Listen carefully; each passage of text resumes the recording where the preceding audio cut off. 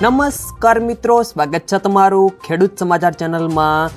આજના આ વિડીયોમાં આગાહીકાર પરેશ ગોસ્વામી દ્વારા ગુજરાતમાં હાલના સમયમાં ઘણા વિસ્તારોમાં વાવણી થઈ ગઈ છે, ત્યારે ખેડૂતો વરસાદની રાહ જોઈને બેઠા છે। ત્યારે હવે આગામી દિવસોમાં ક્યારે વરસાદ પડશે, કેવો વરસાદ પડશે અને આવનારું ચોમાસું ગુજરાતમાં ક્યારે પ્રવેશ કરશે, ચોમાસું કેવું રહેશે, આ તમામ માહિતી વિશે આજના આ વિડીયોમાં વાત કરીશું। વિડીયોમાં આગળ વધતા પહેલાં જો તમે અમારી ચેનલમાં નવા છો તો ચેનલને સબસ્ક્રાઈબ જરૂર કરજો, જેથી અમારા આવનારા તમામ વિડીયોની માહિતી તમારા સુધી મળતી રહે। તો ચાલો શરૂ કરીએ આજનો આ વિડીયો।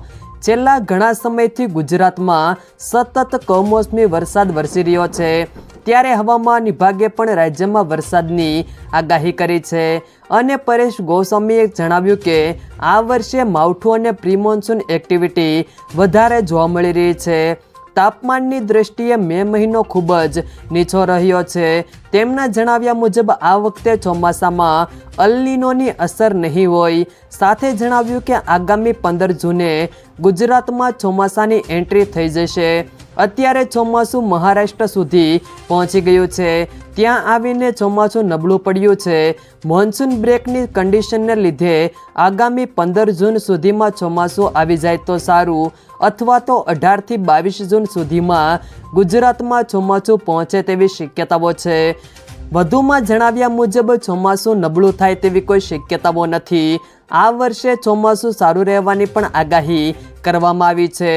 2 રાઉન્ડની અંદર પ્રી મોન્સૂન એક્ટિવિટી હજુ પણ થવાની છે, જો કે એ પ્રી મોન્સૂન એક્ટિવિટી એકદમ સામાન્ય હશે।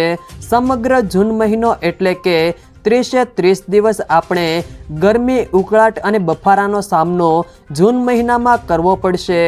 નૈઋત્યનું ચોમાસું 18 થી 22 જૂન સુધીમાં ગુજરાતમાં પ્રવેશ કરે તેવી સંભાવનાઓ છે।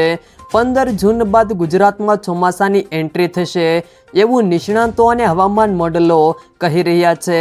જો કે હાલ ગુજરાતમાં પ્રી મોન્સૂન એક્ટિવિટીના ભાગરૂપે વરસાદ વરસી રહ્યો છે। જો મિત્રો વિડીયો પસંદ આવ્યો હોય તો વિડીયોને લાઈક કરો, તમારા મિત્રો સાથે શેર કરો અને જો તમે અમારી ચેનલમાં નવા છો તો ચેનલને સબસ્ક્રાઈબ જરૂર કરજો, જેથી અમારા આવનારા તમામ વિડીયોની માહિતી તમારા સુધી મળતી રહે।